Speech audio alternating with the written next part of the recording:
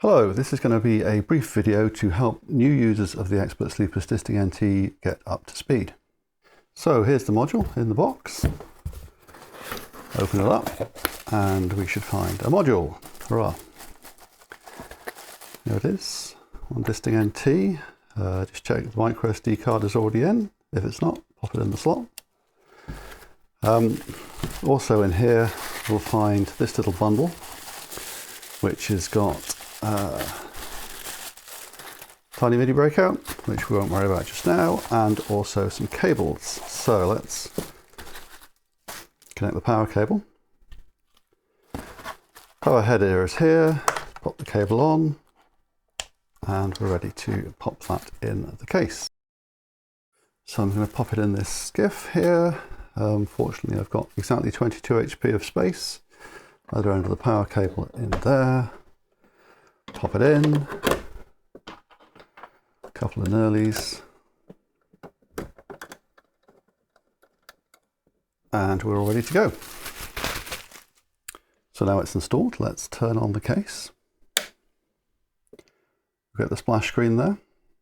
Now when the module first powers up, it does a quick scan of the SD card for samples and stuff. You can use it while that's happening, or you can just let it do its thing. Now it's done. So this is the module. Inputs here, outputs here. The controls are 4 buttons, 1, 2, 3, 4. 2 endless encoders here, which also push, and 3 pots, which also push. Micro SD card there, USB slot there.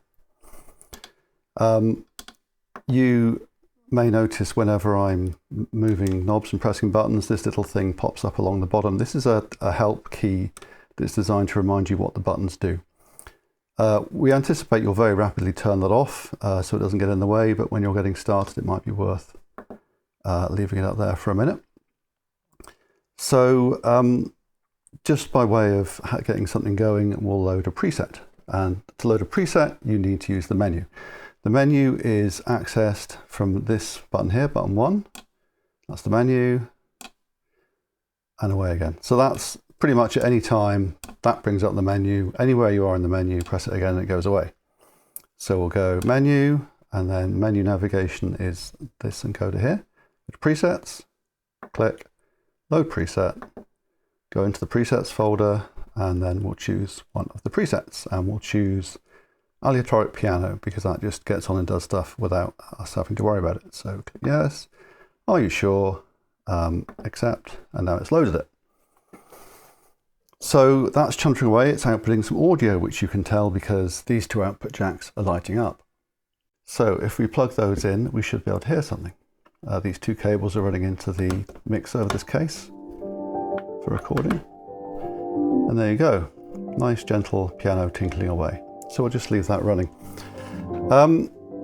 Next thing I'm going to do is what I said you probably would do, is turn off the help, because it's going to be easier to see the whole screen if I do that. So again, menu, settings, user interface, show button help, and we'll change that to never. And it's done that. So now when I move controls, we're not getting the help popping up to obscure what I'm trying to show you. One little thing to mention is that even when you've turned the help off at the bottom of the screen, this button here brings it back. So that's the help button. Press that button, you get help. And it's possibly worth at this point explaining the location of all these little bits of text you see here. So if it's at the right hand side or the left hand side, it refers to the buttons. Otherwise it's kind of lined up with the knob as much as it can be. So for example, that is lined up with that, so that means turning it is selecting, and pushing it changes the view. And similarly, that is right up against the side at the top, so that means it's that one, which means that's the menu. Now it says exit. So yeah, that's the help button. Worth remembering if you ever get stuck, but you'll probably find that muscle memory kicks in very rapidly once you've learnt the basic navigation. So before we go too much further in depth, we should clarify some concepts and terminology so we know what we're talking about later. Some of this will be familiar to people who have used previous versions of the disting, some of it will be new even to them. So key to the concept of what's going on in a disting is this word algorithm. If you look at any documentation or video or anything about a previous version of the disting, it'll talk about algorithms. An algorithm is a little chunk of processing that does stuff. You can think of it very much like a plugin in your computer audio environment. And like plugins, an algorithm could be an instrument, it could be an audio effect, or if you're familiar with things like VCV Rack or Silent Way, a plugin equally can be something that processes or generates a CV. So all these little boxes you see here are algorithms, right? So the disting basically runs a bunch of them. Disting Mod4 can do one algorithm, disting EX can do 2 or 1, depending on the kind of algorithm it is.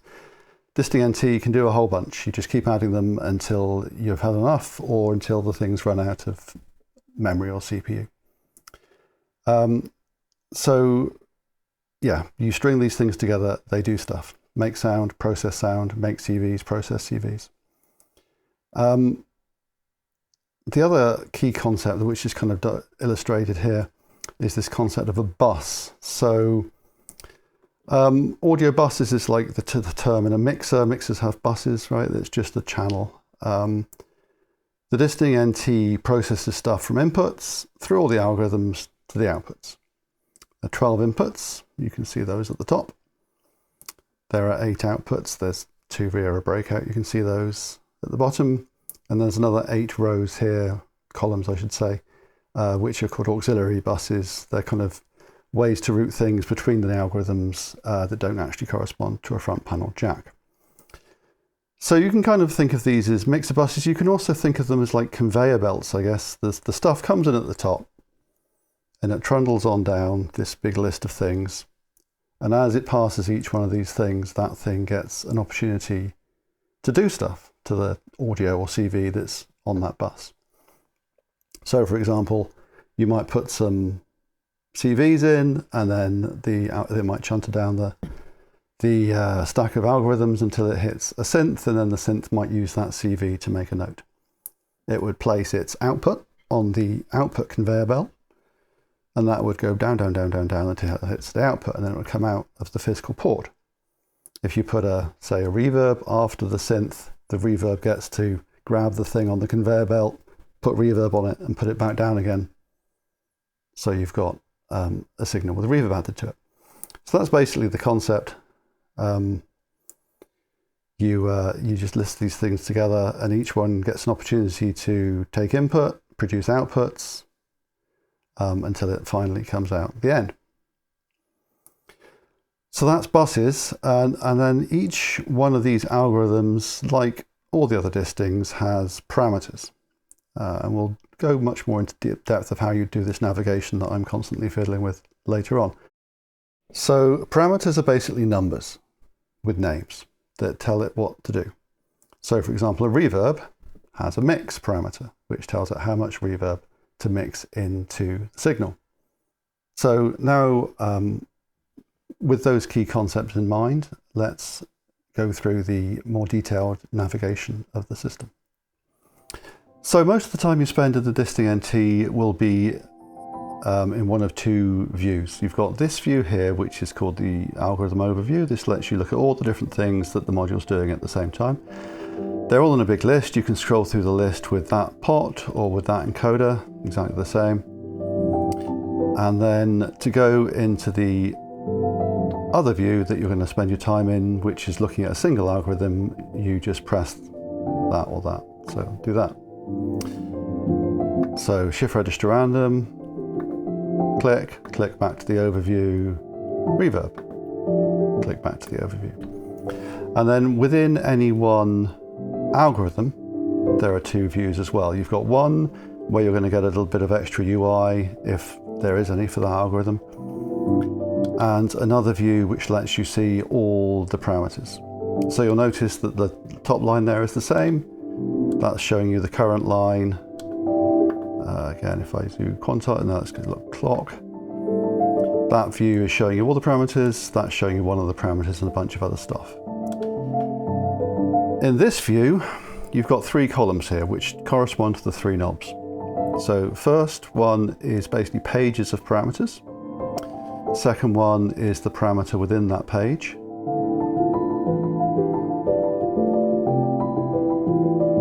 And the third one changes the parameter value. Again, you can use that pot, or you can actually use that encoder, and you can use that pot to change values, or you can use this encoder. They're the same, really. I tend to find myself wanting to use the encoder for things that are like on-off, because it's like a single click. But for things that have like a range of values, say reverb mix, then that to me makes more sense to do with the pot. But you can do it either way. Little note on parameters there, you can see there's a little bar graph which tells you where in the range of that parameter you are as you adjust it. If you want to go to the default, click that one. Just go back down to there. So yeah, that's your essential navigation. Navigate the algorithms, go into an algorithm, navigate its pages of parameters, change parameters, or if you want to see the UI, press that button. Reverb doesn't have UI, let's say poly multi-sample. So there, parameters, and then UI for that thing. And again, just to reiterate what I said but didn't show you, this thing where you change the pages, choose the parameter, and then change the value, it's exactly the same in this view. It just shows you one line and then the rest of the stuff. One subtlety to this is, let's say, clock. Where there are pages that are the same for multiple things, so for example in this case the clock, output 1, output 2, fundamentally the same. As you change between parameters, it's going to stay on the same parameter within the page.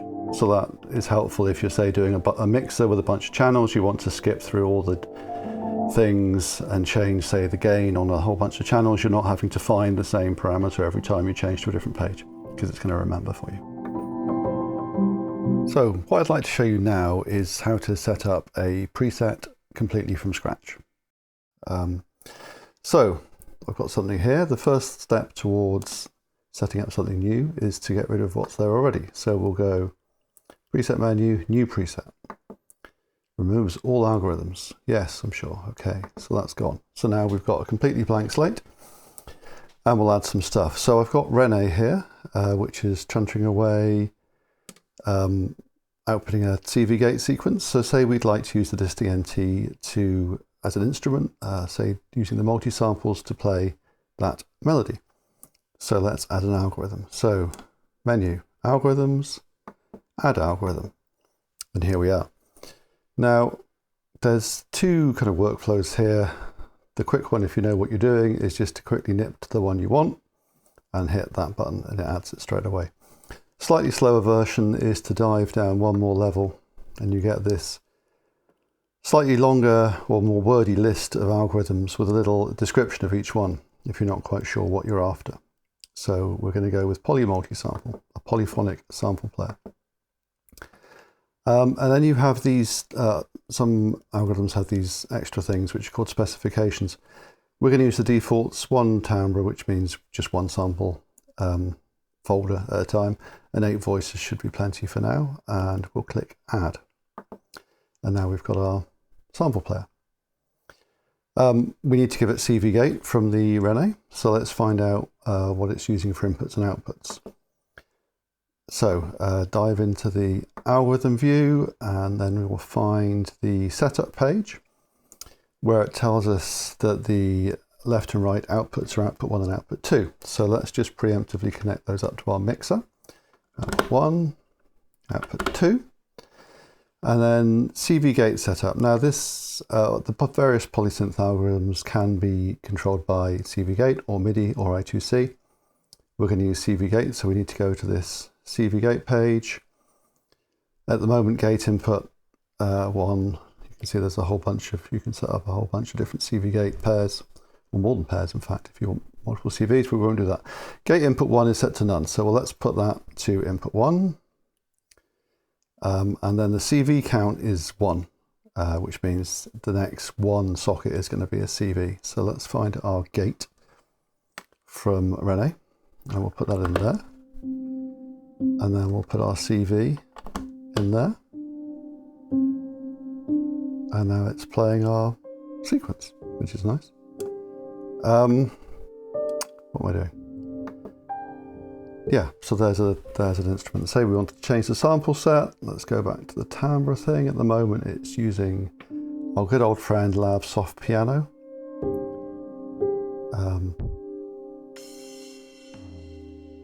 Let's try, oh, I don't know.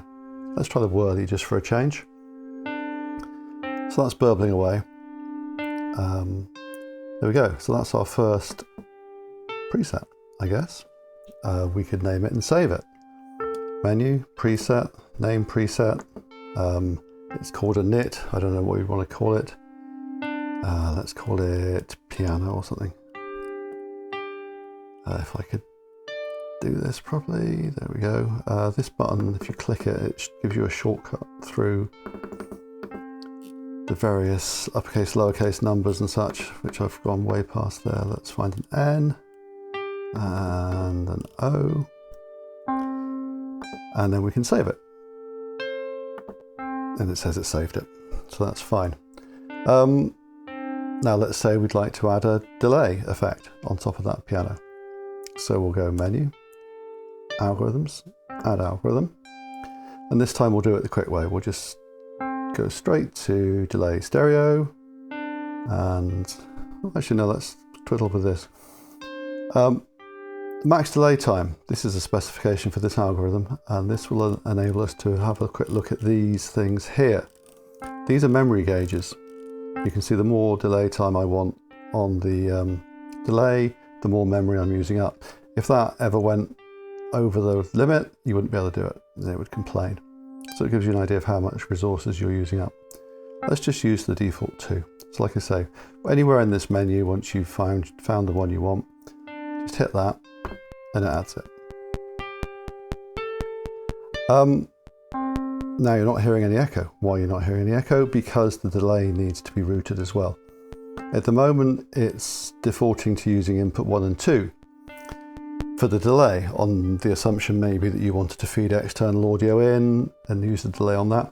We want to apply the delay to the output of the poly multi-sample, which is there. Outputs 1 and 2. Actually, if we press this, we'll see a slightly different view. Gives you level meters for all the buses. Poly multi-sample outputs 1 and 2 is what it's doing. So the delay wants to work on that signal. So if we go into our delay, we'll change the left input to output 2 and the right input to output 2. So just to reiterate what I've done there. The buses are processed from top to bottom, load of lines basically. Poly multi-sample is taking input from 1 and 2. It's chucking out output on outputs 1 and 2. The delay next in the chain is taking those two outputs and adding itself to those buses, which are eventually emerging from these two sockets. So now I've got a delay. I can twiddle with the delay time and all the things you might like to do with delays. Maybe make it ping pong or something.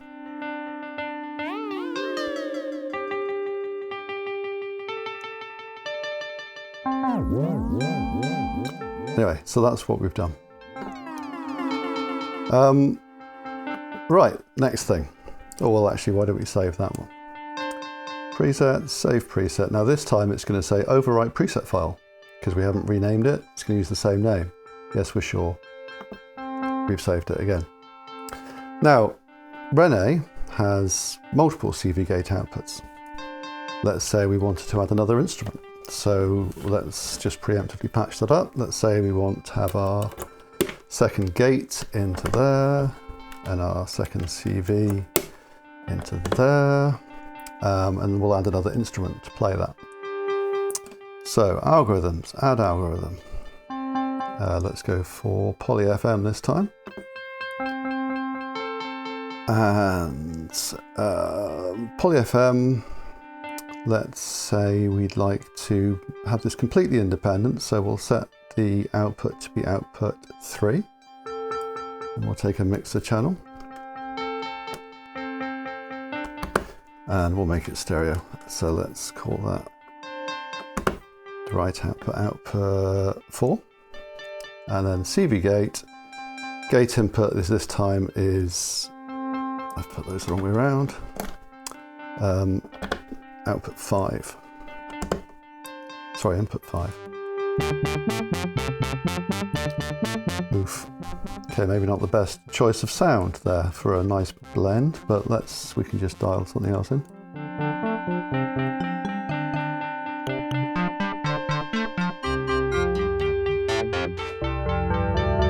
Ooh, I don't know.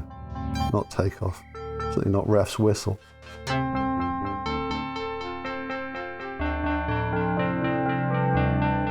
Oh, I don't know. Xylophone, why not? So there we go. So now what we've got is two completely independent kind of sub patches, if you like. We've got one little patch which is the poly multi-sample into the delay, and we've got the poly FM going out of these two outputs, just to show that they're independent. So that's my FM thing, and that's that thing. Say we wanted to add effects to the poly FM. Let's add, what should we add? Maybe the chorus.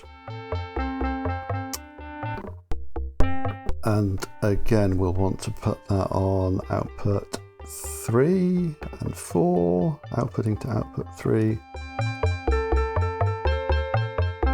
Output 4, maybe that's not the best. Right, let's just focus on that sound. What would sound more chorusy?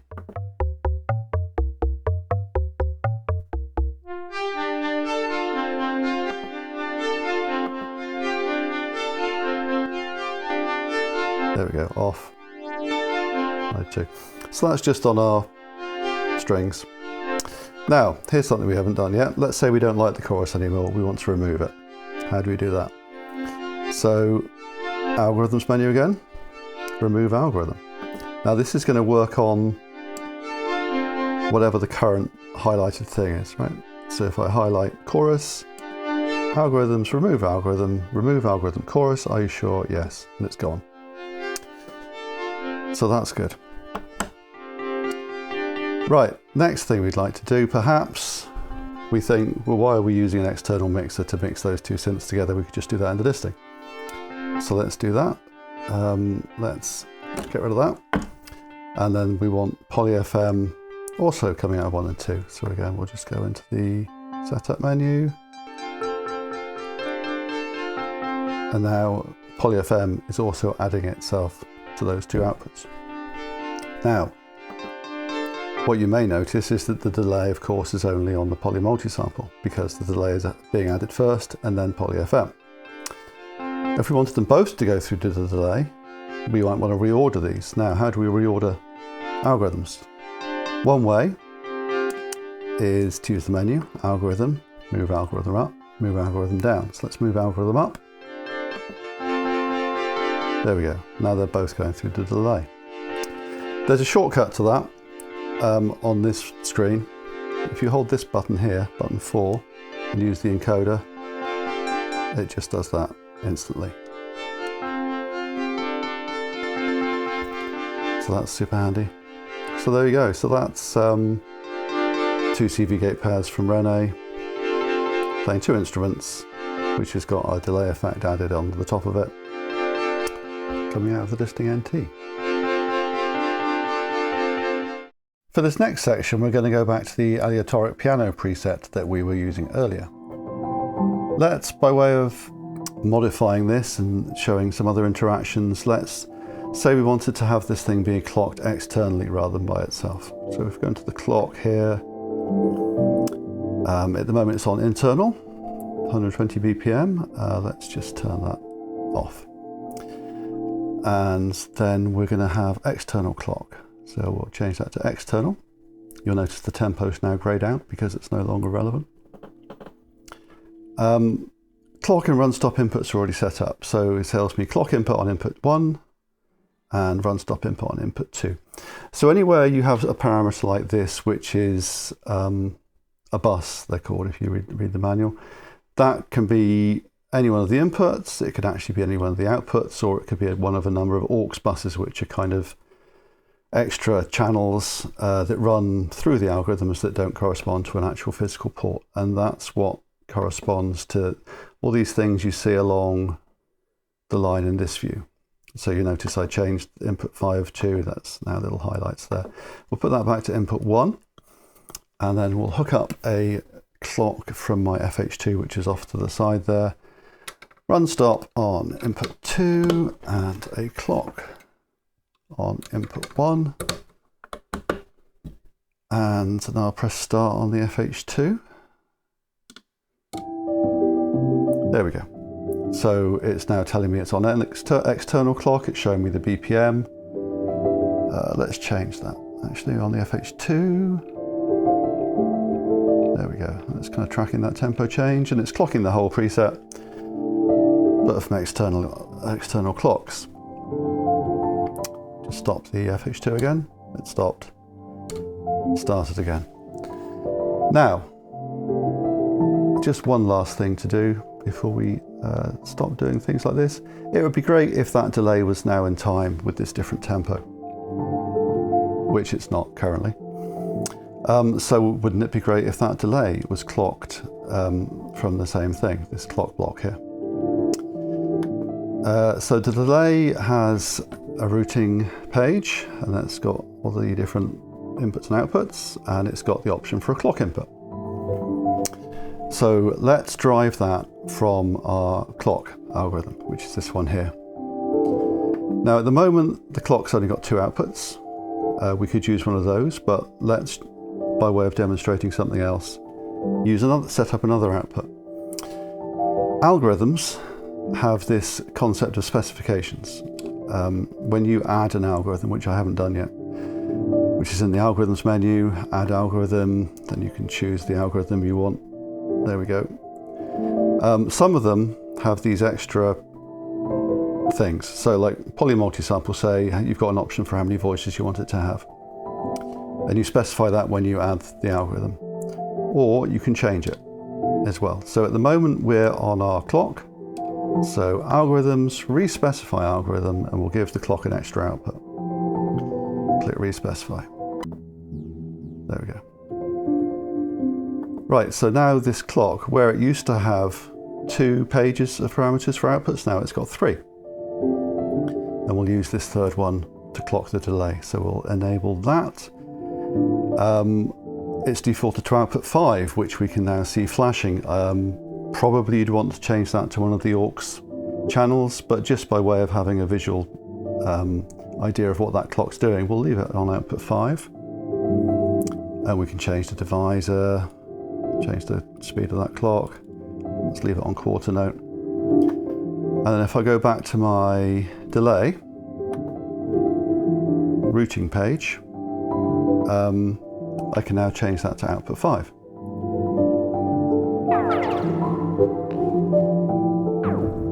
There we go. And it's showing the clock speed it's picked up from that channel. And now my delay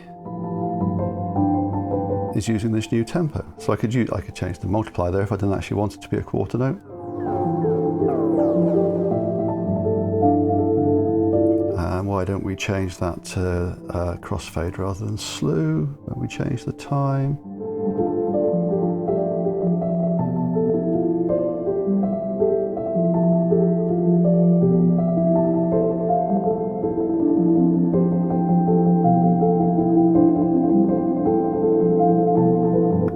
Or we could go back to our clock,